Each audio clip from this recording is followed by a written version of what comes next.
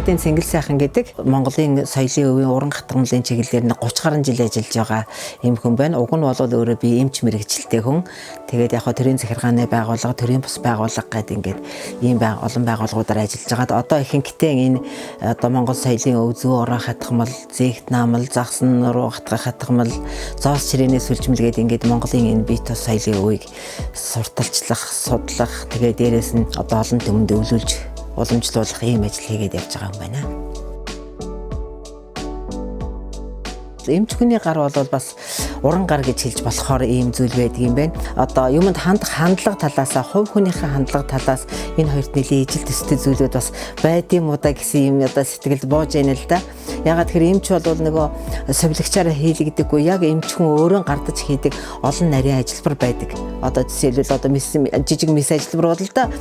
Тэгээ тэрнтэй бас ингээд бас төстэй ч юм уу их нур уран нарийн ажиллагаа шаарддаг. Тэгээ дээрээс нь их олон талын мэдлэг, урд үе, төсвөр төвчээр шаарддаг. Энэ талаасаа бас ер нь одоо эмчийн ажилтай бас жахан төстэй ч юм уу да гэж ингэж хэлмээр ийм зүйл байд юм байна бас. Зөөрө хатгамлыг бол бүр хүүхэд сургууль дараагүй хүүхэд байхаасаа аав эгчийнхээ ойж байгааг хараад одоо энийг ойж сурах юмсан гэсэн тийм сэтгэл төрж ийсэн. Анхны одоо дайлангаа би ахтаа уралж байсан. Яагаад тэгэхээр энэ зэрэг миний ах тийм их гоё чамин одоо юм хэрэглэхэд тийм дуртай. Өөрөөр хэлбэл энэ Монгол соёлын өвийг илүү сонирхдаг ийм хүн байсан юм байна гэж ингэж боддог. Наадамд явахын өмнө ахтаа өлзийтэй нудрахтай тэрлэг хийж өгөөч гэж надад одоо хүсэлтэй байд. Тэгээд ээжээрээ анх өлзий унахыг заалгаж ингэж ахтаа өлзийтэй нудрахтай дээл хийж өгчээсэн. Тэгээд тэрнээс хойш би ахыгаа тийм гоё чамин юм хэрэглэх дуртай юм байна гэд ингэж бодчихдаг. Ахтаа аль болохоор илүү уран хийдтэй илүү уран гоё юм хийж өгье гэдэг тийм сэтгхүйтэй болцсон байсан гэсэн үг. Тэгээд ингээд энэ хөргөний дайлан энэ одоо гоё юмнуудыг харчаад анх эхлээд ахтаа л хийж өгье гэж бодож анхны дайланг ахтаа оруулж өгч байсан. Хоёр дахын одоо нөхөртөө оруулж өгч байсан. Гэхдээ энэ үнийг одоо яагаад энэ хөгжүүлэх хэмжээнд одоо ингэж бодож сэтгүү гэдэг энэ юм бол миний эмэгтэйчүүдийн байгууллагатай холбогдсонтой холбоотой. Ер нь энийг ингээд 90 оноос хойш одоо өнөөдрийг хүртэл эмэгтэйчүүдийн байгууллагын ажлын нэг хэсэг болгож ингэж сургалт явуулаад энэгээр жижиг эдлэлүүд хийх олон завхар зохион бүтээгээ тэрнийг патентжуулаад ингээд олон уралдаан тэмцээн зохион байгуулад гадаад дотоод олон үзэсгэлэнд оролцоод ингээд одоо хүүхнүүдийг л ажилтаа орлоготой болох ажлын нэг хэсэг болгоод явж ирсэн. Игнишгүй санаа гэж төрийн бус байгууллагыг 2005 онд Дарханд байхдаа байгуулж ирсэн. Тэгээ 2005 онд би анх нөгөө уран хатгамжтай улсын анх дугаар уралдааныг Дархан хотод эмэгтэйчүүдийн ордон зохион байгуулж ирсэн. Тэгэхээр энэ байгууллагын одоо гол зорилго бол ерөөсөө л энэ урчуудаа нэгтгээд тэднэртэй дэмжлэг тусалцаа үзүүлэх, дээрэс нь энэ Монгол соёлын өвийг хязгаарч тасрахгүйгээр үр хойчтой өвлүүлэх. Арга технологийн хувьд за одоо хэрэглэгдэхүүний хувьд бүтээлийн одоо загваруудын шинээр зохион бүтээх гээд ингээд ийм чиглэлийн ажлуудыг зохион байгуулад үүдийг хүрсэн байна. Тэрнийг маань одоо урдчуудаж дэмждэг, төрийн байгууллагуудаж дэмждэг, төрийн бус байгууллага гээд олон байгууллагууд байна. Эндээс ухаандаа нэрлэх юм бол манай соёлын өвийн төв бол маш олон жил одоо хамтарч ажиллаж байна. Дээрээс нь одоо соёлын яам болтлоо ингээд энэ яамны хамт олон байна, соёл урлагийн газар байна. За Дархан уул аймгийн засаг даргын тамгын газар байна. Дарханы одоо Монголын эмэгтэйчүүдийн холбоо байна. За оёо брендийнхэн байна. Энэ эд сэдийн орнолгийн за одоо байж байгаа энэ Чингэлтэй дүүргийн 2 дугаар хорооныхан гэл ингээд маш олон газрууд дэмжиж тусалж идэгий. Оёогийн тэр одоо өөрсдийнх нь яг тэр Монгол гар урлал энэ хийж бүтээх талын юмыг дэмжиж тэрний одоо боломж бололцоог олгож өгч байгаа. Тэгэхээр энэ хүүхдүүдтэй холбогдож хүүхдүүдэд соёлын өвийг таниулж, өвлүүлж, уламжлуулна гэдэг бол Монголын хөгжлийн ирээдүйн үндэс юм байгаа юм. Тийм учраас энэ дээр бол маш их сэтгэл хангалуун байгаа. Цаашдаа ч бас одоо оёотой олон чиглэлээр хамтарч ажиллах байхаа гэж найдаж байна. Тэгээд бидний эхэлсэн ажил бол маш үр дүнтэй байсан. Байнгын одоо сайтандар байж байдаг. Ялангуяа тэр оёо нөгөө нэг яг яаж хатах вэ гэдэг технологиг харуулсан тэр бичлэгээс суралцсан бол асар олон хүн байна. Ер нь Монгол гар урлал маш их баялаг, маш олон төрөл байдаг. Тэгээд энэ гар урлал бол ерөөсөө л энэ чинь ахын жижиг одоо хөдөлмөрөөсөө л эхэлж тэгээд одоо урлагийн төвшөнд урлагийн одоо бүр хосгүй өнөд бүтээл болох төвшөнд хүртэл одоо хөгжиж ирсэн ийм гар урлалын түүх байна л да. Тэгэхээр гар урлал гэх юм бол маш өргөн хүрээтэй асуудал. Тэгээд тэрэн дотроос одоо миний сонгож авч өнөөдрийг хүртэл ингээд явж байгаа энэ зүйл бол энэ хатгамлын урлал, Монгол хатгамлын урлал. Хатгамлч гэсэн дотроо бүр одоо миний тоог нь одоо мэдхээгээр хэмжээний тийм олон төрлийн хатгамал дэлхийн хэмжээнд байна.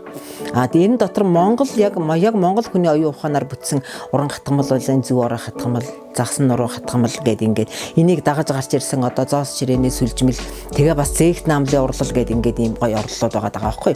Яг жинхэнэ Монгол соёлын өв. Монголын одоо бит ус соёлын өвч гэж ярьдаг. Дээрээс нь энэ бол бас биетэй одоо ийм одоо урлалын бүтээлүүд хэд төрөвдөг учраас бит болон бит ус соёлын өвч гэж бас хэлж болох юм байна.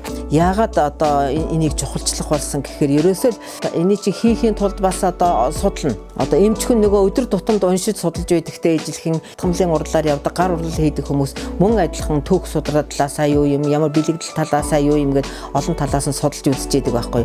Ер нь Монголын түүхэнд ерөөсөө Монгол эмэгтэй хүнийг тэр тусмаа уран байхыг л чухалчилж байсан юм байна. Тэгээ үүлэнд уран байх бол тэр хүний амьдралын бүх ухааныг өгдөг, амьдрах ухааны бүх зүйлийг өгдөг учраас эмэгтэй хүнийг үүлэнд уран байхыг чухалчилж уран бэрийн нүүдэлчиг гэдэг домог байдаг. Уран хүн бурхан ухаантай, дархан хүн бурхан ухаантай гэх жишээтэй юм байдаг. Тэгээ гар урлалын дотроос яагаад энийг онцлоод байна вэ гэхээр зэрэг энэ хатгамлын урлал ялангуяа энэ зүү орон хатгамал маш нарийн нягт ажиллагаатай, маш их төсвөр дэвчээр шаарддаг. Их олон талын мэдлэг шаарддаг. За энийг яамаар юмдээгээд ингээд одоо чадахгүй мэдгүй зүйлтэй байнга одоо чадахгүй гой болохгүй байгаа юм зүйлтэй байнга тулгарч яадаг учраас юмны аливаа юмны гарц гаргалгааг олох. Тэр тусмаа цаг хугацааны мэдрэмж, цаг хугацааг үнэлэмж. Тэгээд дээрэс нь энэ одоо ямар ч цаг хугацааг одоо өөр илүү дутуу зүйлд зарахгүйгээр байдаг. Учираас энэ бол одоо маш их хэрэгтэй юм байна гэж ингэж одоо энэ үнийг түгээн дэлгэрүүлье, өвлүүлье, уламжлуулъя. Энийг тэр яг уламжлалт арга технологиор нь сургах нэг хэсэг бай. Тэгээд дээрэс нь тэрнийг технологийн хувьд шинжилэл хийх. Энийг өшөө одоо яаж баяжуулах уу гэдэг энэ түүхийн өмнө бий болгож ирсэн энэ технологиг яаж шинжлэхөө сайжруулах уу? Хэрэглээнд юу хийж ирсэн юм бэ? Уламжлалт эдлэл хэрэглэл ямар дэгж аягтай яс хоромтой байдгийн байна. Энэ үнийг орчин үеийн өргөн хэрэглээнд оргож хэрэглээг бас яаж шинжлэх үү гэдэг ингээд олон талаар салбарлаад ингээд явж байгаа. Тэгээ энэ бүхнийгээ тэр номонд тусгаж байгаа юм. Тэгээ энэ номонд бол олон чиглэлийн юм байгаа л да. Нэгдүгээрт нь ерөөсө түүх судар талаасаа яагаад энэ урлалыг чухалчлаад байсан юм бэ? Эмэгтэй хүнийг үүлэн дуран байхыг яагаад чухалчилж байсан юм гэдгийг ойлгуулахын тулд одоо нэг бүхэл бүтэн бүлэг болгож Монгол хатан ухаан, Монгол суу ухааны үндэс бол энэ одоо үйл урлах соёлын өв юм байна гэдэг талаас нь бичсэн байгаа. Тэгээд дээрэс нь энэ урлах арга технологиудыг одоо хүмүүс нөгөө өвлүүлж уламжлуулах талаас нь сургасан байгаа.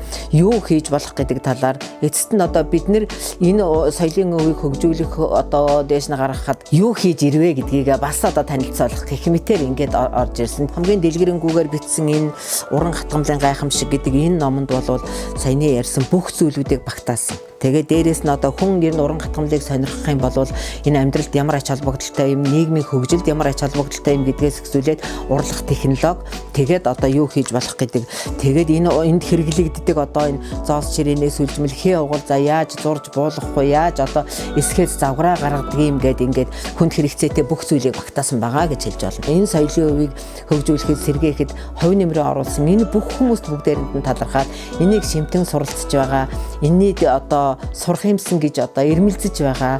Энэ бүх хүмүүст бүгдээрэнд нь талархал илэрхийлээд ер нь айлын эзэгтэй охид эмэгтэйчүүд болгон энэ сайхан соёлын өвийг сурч энэ Монгол соёлын өвийг дэлгэрүүлэх, энэгээр Монгол эмэгтэйчүүдийг одоо төгс төгөлдөр сайхан айлын эзэгтэй болгох, тэгээд Монгол дархлааг бий болгоход бүгдээрээ хамтарч ажиллахад таатай байна. Та бүгдээрэнд нь ажлын амжилт хүсье. Баярлалаа.